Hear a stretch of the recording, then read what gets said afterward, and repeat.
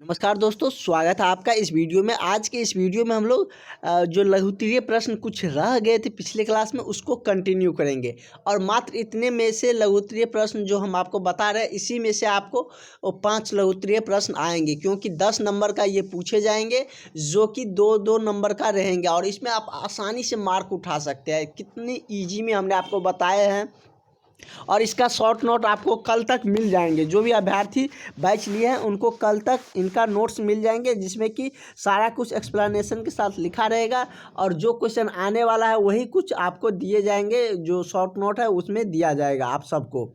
तो आप लोग ज़रूर से ज़रूर क्लास ले लें और क्लास लेने के लिए इस नंबर पर कांटेक्ट करें, क्योंकि जो बच रहे हैं हमारे पास 1 महीना उसमें हम आपको बेहतर तरीके से तैयारी करवा के देने वाले हैं शॉर्ट नोट के साथ, जिसमें कि आपका एक भी क्वेश्चन किसी भी सब्जेक्ट से एग्ज़ाम में नहीं छूटेगा। सारा सब्जेक्ट का आपका क्वेश्चन आते रहेगा और सारे क्वेश्चन आप अटैम्प्ट करके सारे क्वेश्चन सही से बना के आप आइएगा एग्ज़ाम में। ज़रूर से ज़रूर इस नंबर पर कांटेक्ट करें, आपको सारा कुछ मिल जाएंगे। तो चलिए हम लोग आगे का क्वेश्चन कंटिन्यू करते हैं। हमने खर के बारे में समझ गए थे, एक बार फिर से समझा देते हैं। खर भी कौन थे? रामस्य वायमात्रे खर नाम का एक राक्षस आसीत, यह रामेण दंडक कारणे हता। कह रहा है कि रावण का क्या थे? भाई थे। वो कौन थे? रावण का भाई थे। कौन? मतलब कि रावण के भाई के साथ हुआ एक क्या थे? खतरनाक एक राक्षस भी था। हमने आपको बताए थे कि ये बहुत ही वीर राक्षस थे खर। तो ये राक्षस भी थे बहुत वीर और रावण के भाई थे जो कि वन में ही रहते थे। तो ये दंडक वन आए थे जहाँ पर राम भगवान रह रहे थे।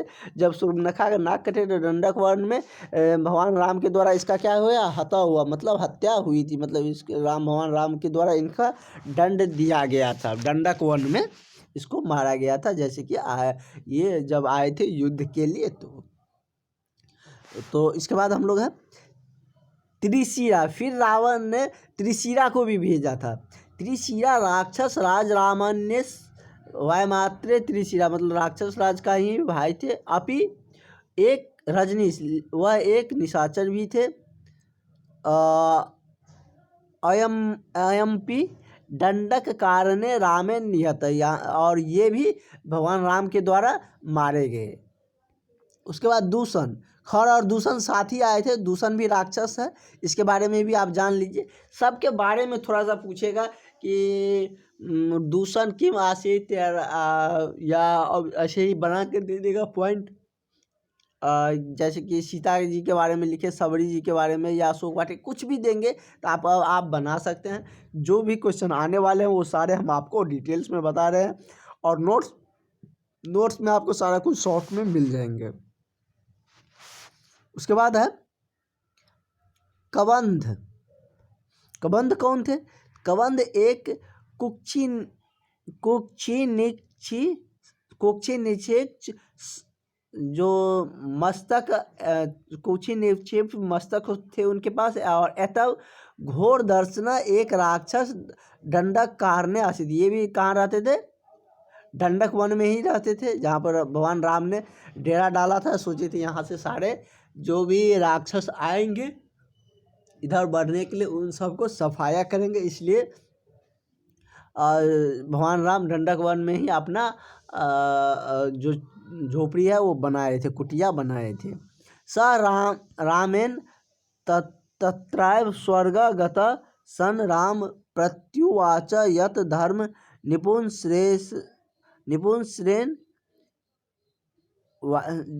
श्रेण सावरी मेक्ष इति, मतलब इनको भी भगवान राम के द्वारा स्वर्ग की प्राप्ति, उन्हें भी मारा गया था क्योंकि भगवान राम के द्वारा मर रहे थे। तो अब जान ही सकते हैं। उसके बाद सबरी के बारे में आप जानते ही होंगे। सबरी के बारे में जानते हैं ना कि सबरी कौन थे? तो सबरी एक तपस्विनी थी, महातपस्विनी कह सकते हैं। उसे सिद्धि भी प्राप्ति, उसको जैसे कि उसके गुरु जाने लगे जब पृथ्वी छोड़ के, तो ये भी जिद करने लगे। उस टाइम छोटी थी कि नहीं हम भी जाएंगे, तो वहाँ तो ले नहीं जा सकते थे। तो बोले कि नहीं तुम यहीं पर रहो, तुम्हारे लिए भगवान यहीं पर आएंगे। इतने बात पर वो भगवान को पूजा करते करते इतने साल तक गुजार दिए, तब जाके उनको भगवान मिले थे। और आए थे उनके घर, उसके जो कुटिया थे उसमें, और वहाँ पर जो फल भी खाए थे। ये आप सबने देखे भी होंगे और जानते भी होंगे। तो इनके बारे में आपसे पूछा जाए सबरी जी के बारे में तो क्या लिखिएगा? तो दंडक कारणे मतलब दंडक वन में परम परम धर्म ज्ञा मतलब परम धर्म को जानने वाले, तपस्विनी, धर्मज्ञ, चरणशील मतलब धर्म में कर्मबद्ध रहने वाले, भोजन धूप चढ़ने, राम भक्ति परायण, भोजन राम भक्ति के बिना खाते नहीं थे, नीचे नीचे जात सबरी आसित मतलब वो नीचे जात से भी सबरी आते थे, और वो एक बड़ी क्या थे, तपस्विनी थे। और उसके बाद कहे तो वो कहाँ रहते थे? दंडक वन में रहते थे। वो परम धर्मज्ञ थे मतलब बहुत बड़े धार्मिक थे, तपस्वी थे, उसे सिद्धि भी प्राप्त थी, और वह राम भगवान को भोजन किए भी किराए बिना वो नहीं खाते थे। मतलब याद करके जैसे होता है ना, अभी भी बहुत सारे साधु संत भगवान को भोग लगाए बिना नहीं खाते थे, उसी तरह वो भी खाते थे, और भगवान के लिए सब दिन रखते थे। तो एक दिन आए तो भगवान जी को वो खिलाए थे सबरी ने।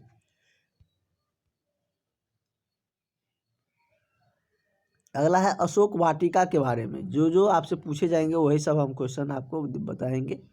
ऐसा नहीं कि कुछ भी हम आपको बता रहे हैं। जो क्वेश्चन आएंगे, जो चीज़ हाईलाइटेड है, आप 23 का क्वेश्चन या कभी 22 का क्वेश्चन, कोई भी ईयर का क्वेश्चन देख लीजिए, इससे क्वेश्चन आपको मिल ही जाएंगे।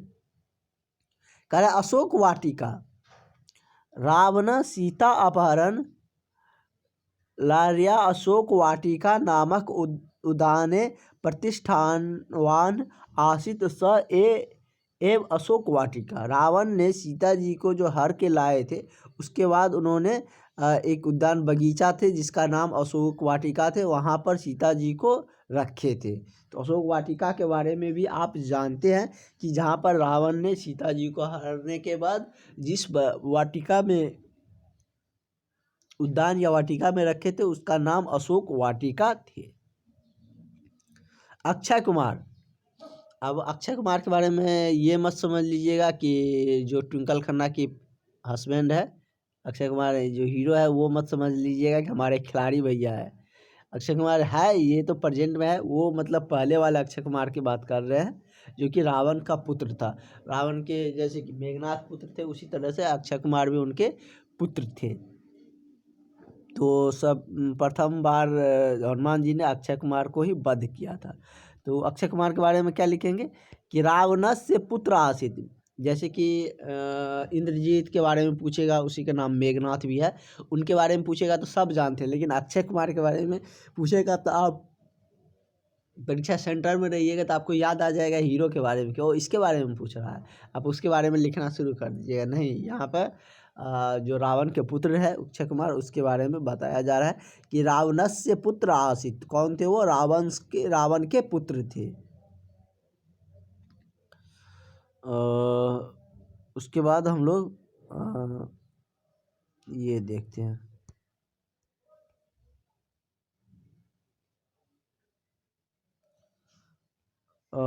ये मतलब कह रहा है कि ब्रह्मास्त्र, ब्रह्मास्त्र के बारे में आपको बताना है। तो ब्रह्मास्त्र के बारे में आप लोग जानते हैं क्या होता है? वो मतलब एक तरह से दिव्य वान कह सकते हैं,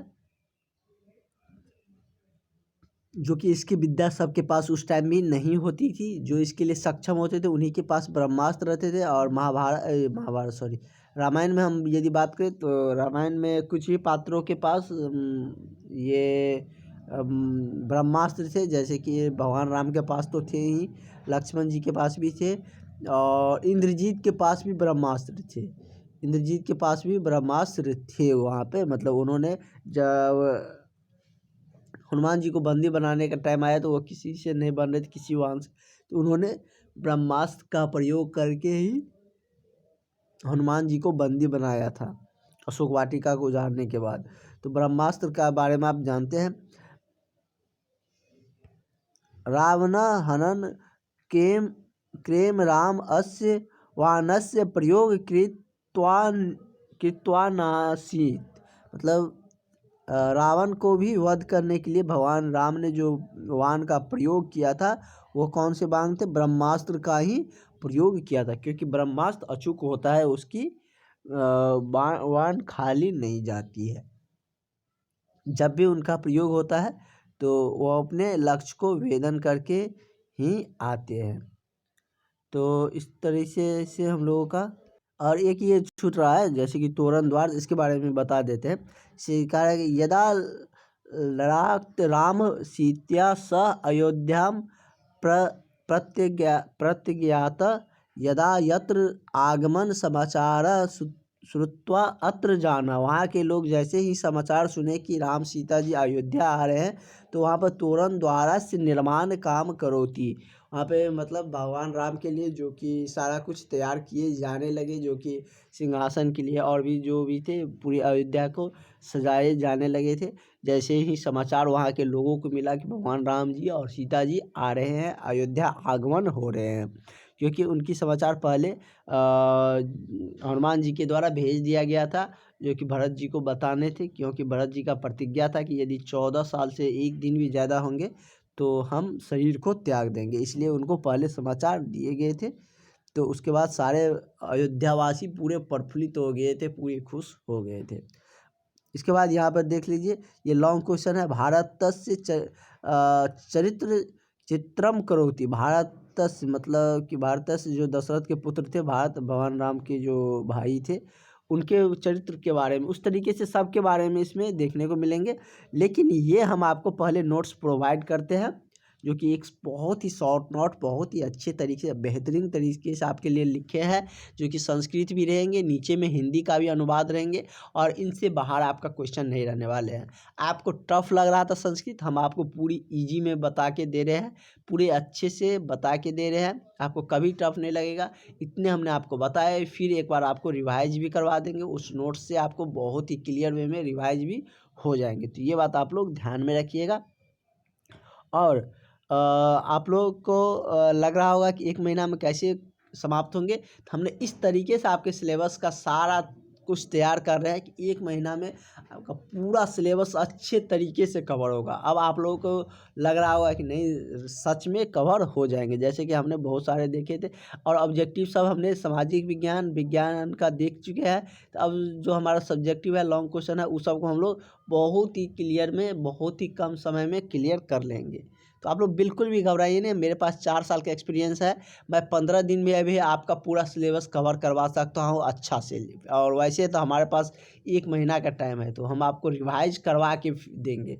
आप लोग जल्द से जल्द ज्वाइन करवा लीजिए, क्योंकि क्लास ज्वाइन करे रहिएगा तो आपको अभी से सारा कुछ पता रहेगा। हम जैसे ही उसमें बताएंगे, शॉर्ट नोट के जरिए सारा कुछ आपको बताएंगे, जो वीवीआई क्वेश्चन होंगे, तो आपको सारा कुछ अच्छे से समझ में आने लगेगा। तो आज की क्लास में इतना रहने देते हैं, नेक्स्ट क्लास में हम लोग आगे कंटिन्यू करेंगे और आगे का सारा कुछ जानेंगे। Thank you.